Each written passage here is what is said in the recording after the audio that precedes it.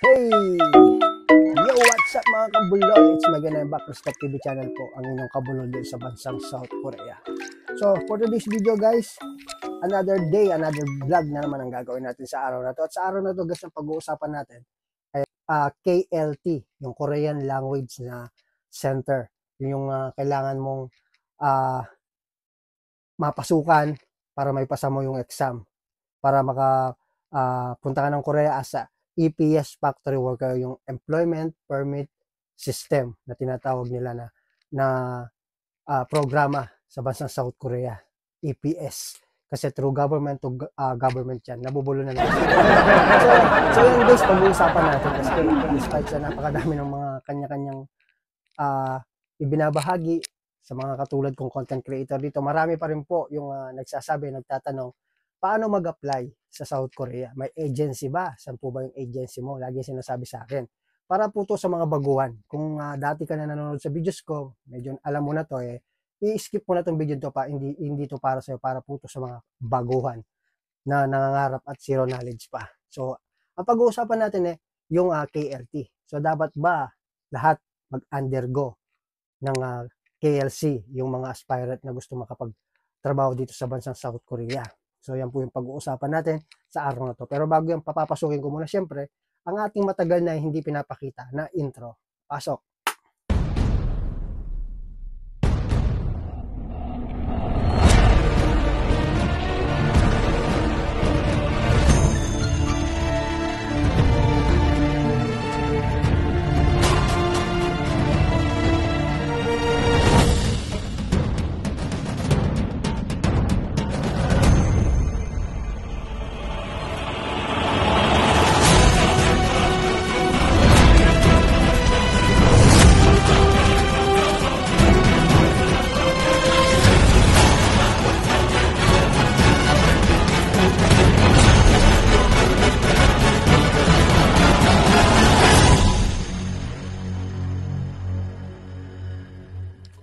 So yan guys, nakita nyo, dumaan na ang ating intro. So back to our topic.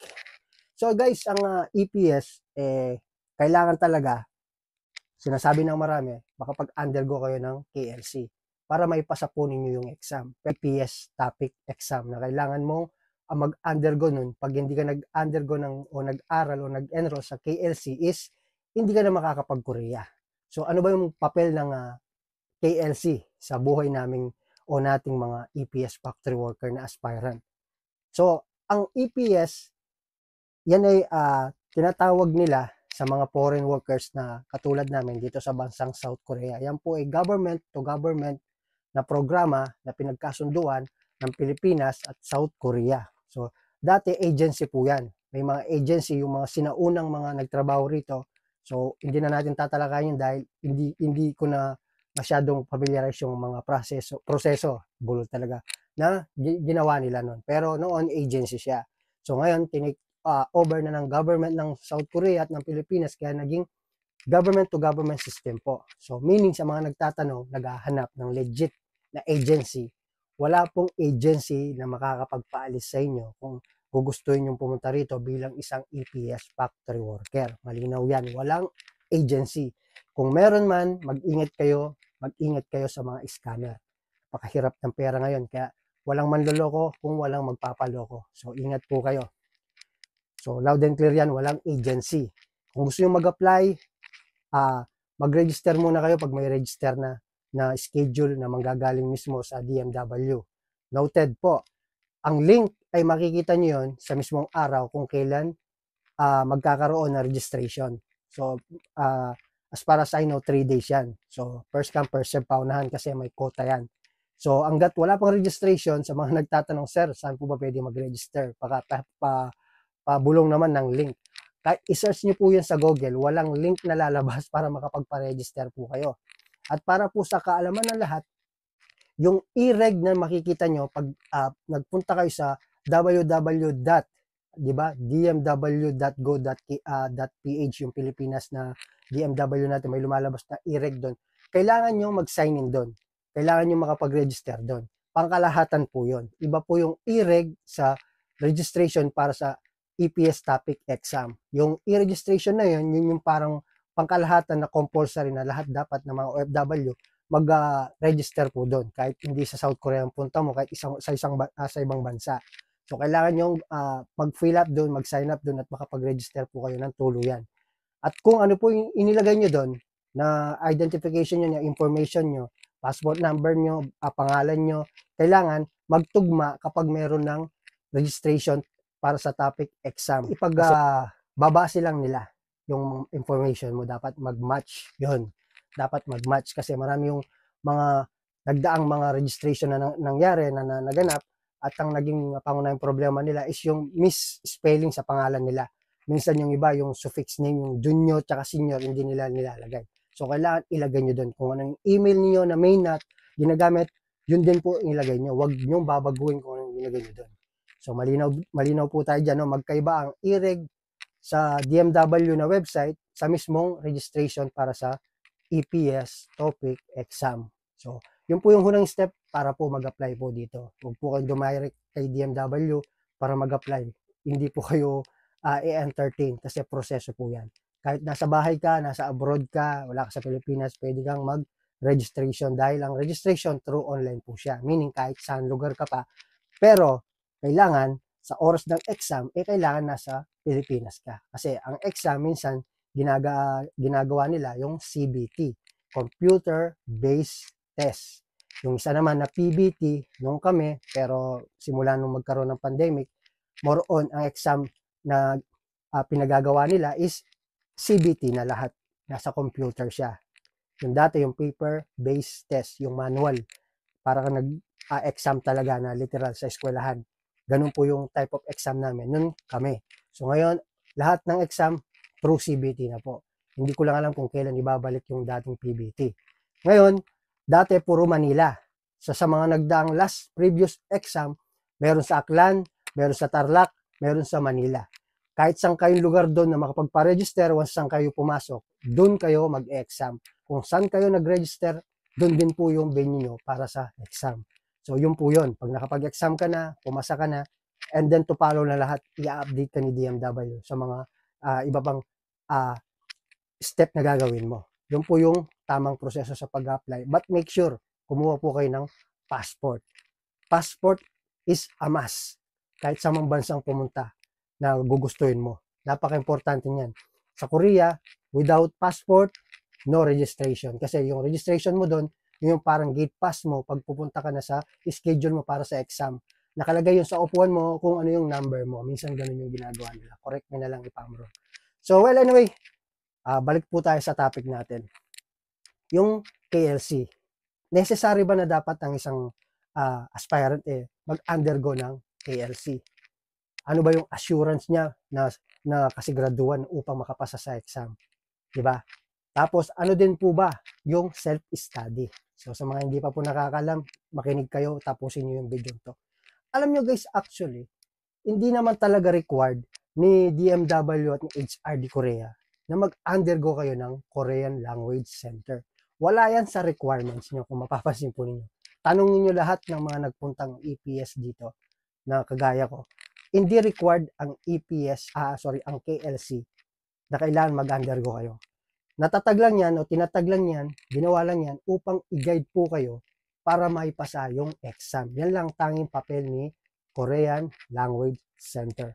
Hindi po sila yung magde-decide kung sino paalisin nila, kung sino yung ipapasa nila o hindi. Ang tanging papel lang nila, i-guide tayo hanggang makaalis, hanggang maka-take ng exam. Yung iba, kaya nag-undergo ng KLC, sila rin na nag-a-assist sa kanila sa pagre-register pag may registration na, sa pag-scan ng passport. Diyan kasi maraming nagkaka-error. Yung size, may size yan. Yung passport picture, yung mismong passport, yung kabuuan ng passport, ini-scan yan. So, dapat tamang-tama dun sa size na at sukat na inihingi ng computer. Minsan kasi may sobra na pixel o mababa. So, kailangan may knowledge ka about doon. Kaya naman, isa yun sa binabayaran para makapag-enroll ka sa KLC.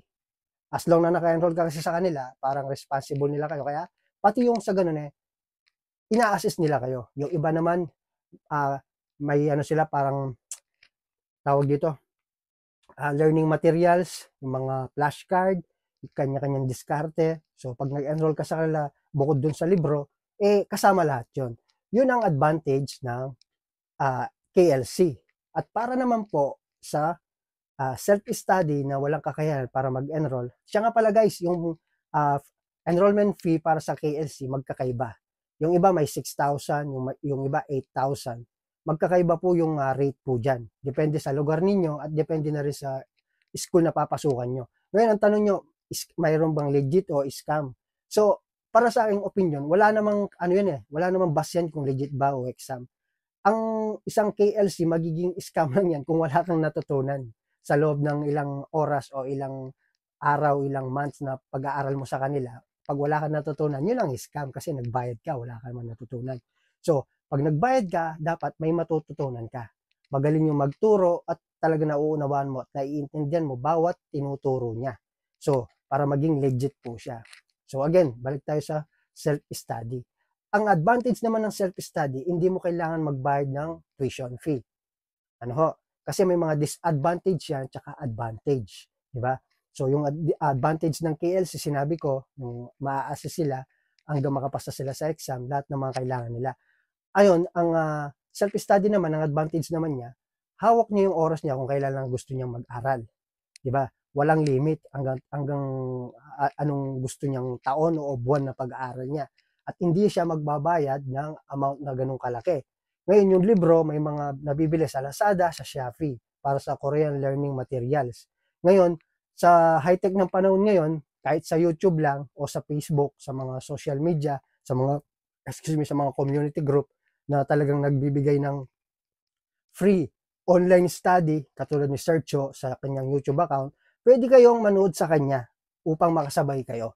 Ulitin nyo yung video, tinuturo niya yung mga vowels, yung mga conjugation, yung mga keyword, yung mga vocabs, lahat tinuturo niya doon.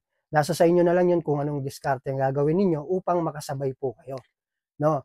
And then, sa mga kalaunan, pag nagsa-self-study ka na, medyo natututo ka na, siyempre, sa kakagamit mo na social media, sa Facebook, marami kang mababasa ng mga nagbibigay ng mga idea o kaya mapupulot kang aral o diskarte o technique kung paano maipasa yung exam. Like yung mga vocabs, kailangan mapag-aralan mo, yung mga keyword, sa mga content creator dito na binabahagi yon. Bukod kay Sergio na nagbibigay siya ng free online class sa YouTube niya. So, kailangan makapag-subscribe ka sa kanya, kahit sana makarating sa kanya to, at i-follow mo siya sa kanyang FB page, nang sa ganun ma-notify ka niya sa tuwing may live siya. May session siya na live sa YouTube o sa Facebook niya para makasabay ka ng libre, walang bayad yon. So, siyempre sa self-study, kagaya na sabi ko sa'yo, wala kang babayaran, malaya ka kung anong gusto mong gawin, hindi tulad ng nag-undergo ka ng KLC, magbabayad ka, minsan 1 week lang, minsan 4 weeks lang yung araw na schedule nyo o yung klase nyo sa kabuuan ng pag-aaral mo. Minsan isang buwan lang o mahigit yung iba.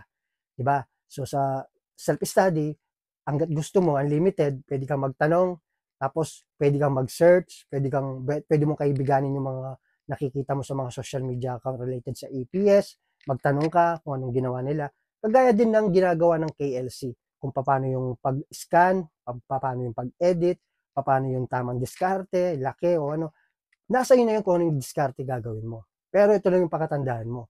Kung nag-KLC ka, mas mabilis lamang yung progress ng mga pwede mong matutunan. Unlike sa self-study, gusto mo magtanong, wala ka matatanungan kasi hindi sasagot yung laptop sa harapan mo o cellphone. Yun lang yung advantage, di ba? Mas mabilis lang yung matuto yung nasa KLC kasi yun yung inaral nila. Pero kung may kaibigan ka, kakilala ka at willing siyang i-share niya, ibahagi niya sa'yo yung nalalaman nila sa KLC, pwede kanyang tulungan. So, nasa diskarte mo na lang yung kung anong gagawin mo. Pero ito lang yung sigurado para sa'yo. Hindi lahat ng nag-undergo ng Korean Language Center ay nakakapasa. At hindi rin naman lahat ng nag-self-study ay bumabagsak. Maraming Korean Language Center na nanggaling ang gagaling sa exam kasi nagmatawag dito, nagma-mock test yan eh. Kumbaga sa nagpa-practice na sila, parang yun na yung real exam talaga eh. Pagdating sa ganun, ang tataas ng score nila sa mock test. Pero sa reality, pag nag-take na sila ng EPS topic exam, bumabagsak sila. Hindi ko po kayo dinidiscourage. Katotohanan lang po yung sinasabi ko. Kaya hindi lahat ng nag-undergo ng Korean Language Center, kahit bihasa ka pa, magaling ka pa, pumapasa, nakakarating ng South Korea. Ganon din vice versa, hindi lahat na nag-self-study ay hindi na pumapasa at kokonti lamang yung chance nila upang makapasa sa exam. Mali yun. Maraming self-study rito na nakarating na rito. Marami sa kanila, mga subscribers ko pa. So, try and tested na yung formulang ginagamit nila na diskarte. So, kung ano yun, it's up to you, kayo na nanonood kung anong diskarte ang ginawa nila. Diba? So, be the best version of yourself. Kung nakaya nila, nakaya namin. Kaya nyo rin po. Ano ho? So, para lamang po to sa mga dalawang tao na may budget at walang budget. Kaya ako binabahagi po itong ganito kasi napaka-importante ng ganitong kaalaman para alam niyo at nang sa ganun, hindi po kayo pumapasok sa isang gera na wala kayong baril na dala-dala. So, meaning, bago ka pumasok sa isang bagay, kailangan handa ka kung ano yung mga haharapin mo doon. So, yun po yung gustong ipahatid sa inyo ng video to. At alam nyo guys, sa pag-aaral ng Korean, hindi naman dapat magaling na magaling ka. Hindi pagalingan ng Korea ang pag-aaral ng KLC. Tandaan nyo. Kasi, kailangan mo lang yan upang maitawid mo yung exam, upang makapasa ka. Yun ang pinaka-main purpose ng KLC. Hindi para maging top notcher ka, maging fluent ka sa pananalita, kaya mo makipag-usap ng diretso sa mga Koreano rito. Marami dito guys na nakarating dito, nag-aral sila. Pagdating dito, wala. Parang na-wipe out lahat ng mga pinag-aralan nila. Kasi iba yung naririnig nila sa realidad, sa totoong buhay, sa pag-aaral lang nila. Marami ang mga nabubuwag sa bagay na yun. Kaya nga nagtataka ako sa mga bagong dating, mapa Pilipino o mapa Nepal. Pagdating nila rito, wala silang alam. Kasi nga, iba yung naririnig nila. Nako-confuse sila. So, hindi mo kailangan maging magaling na magaling na magaling sa pagkukorean. So, pag nandito ka na, napasa mo yung exam, pag nandito ka na, kung saan mo yung matututunan sa araw-araw na naririnig mo. Kung wala ka namang planong manirahan dito pang habang panahon, plano mo mag-change visa, wala namang ganun, sapat na sa'yo yung kahit may pasa mo lang yung exam para at the same time, hindi ka ma-pressure, di ba? Hindi ka may stress, di ba?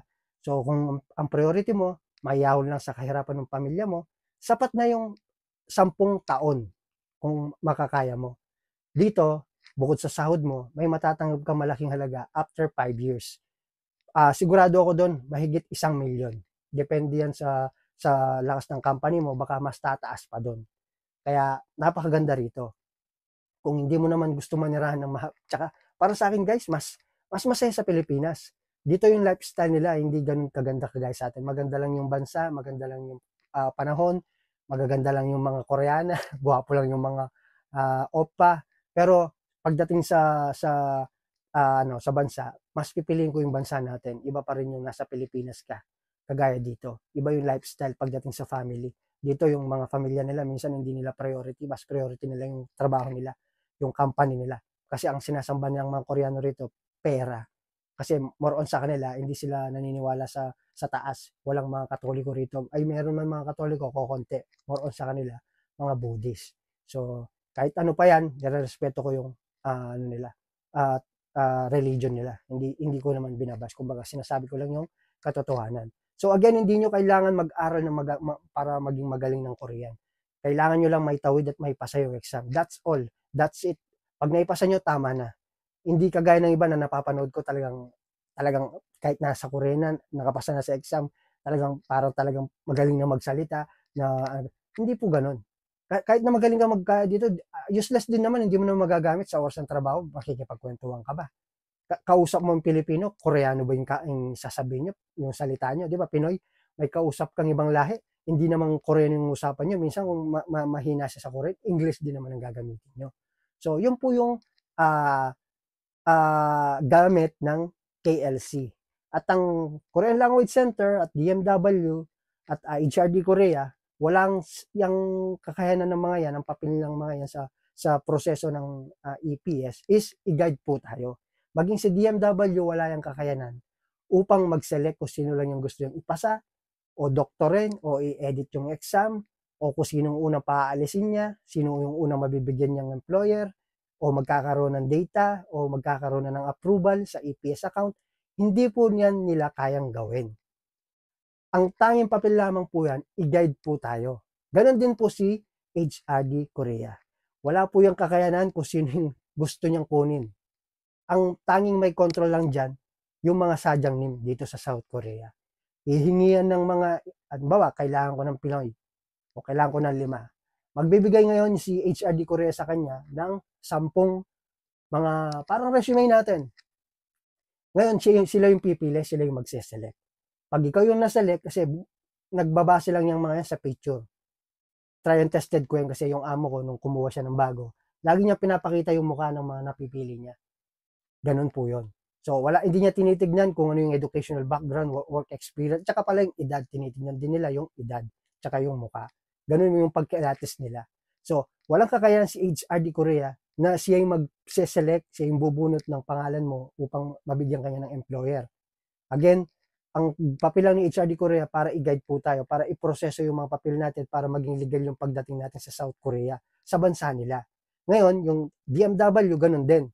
Sila rin na nagpo-proseso, bulol talaga, sila rin na nagpa-process sa mga papers natin, magbuhat sa pinakamaliit na papel hanggang sa magkaroon ka na ng flight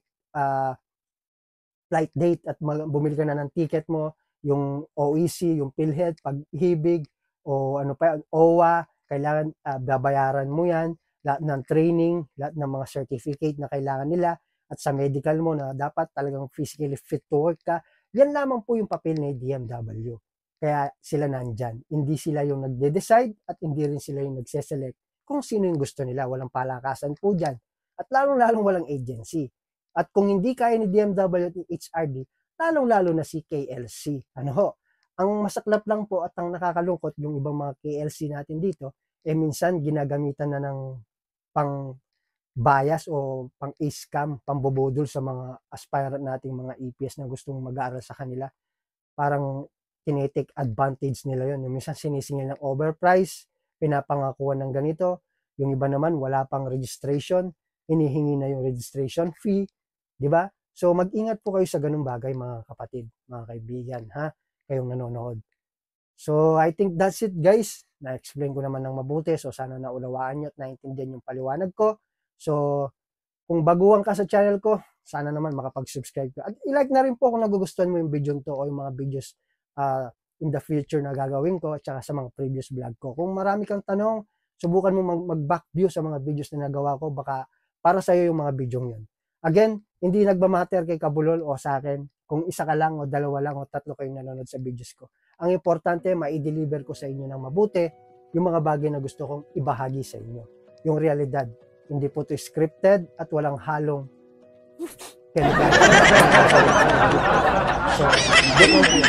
So again guys, that's it. Dito na nagtatapos ang ating kwento. Maraming salamat sa maikling segundo o minuto ng oras nyo na nilaan upang panoorin yung video ko. Again, God bless us all. When the time is right, God will make it happen. Yung palang sumubok ka, panalo ka na. So don't give up. Walang mahirap sa taong may pangarap. At sa hirap, din natin makikita ang salitang sarap ng buhay na hinahangad natin. Diba? So kaya nyo yan. Kung nakaya namin, kaya nyo yan. Walang KLC, walang self-study. Diba? Pag gusto ni Lord, kung para sa'yo, para sa'yo. So yun lang guys.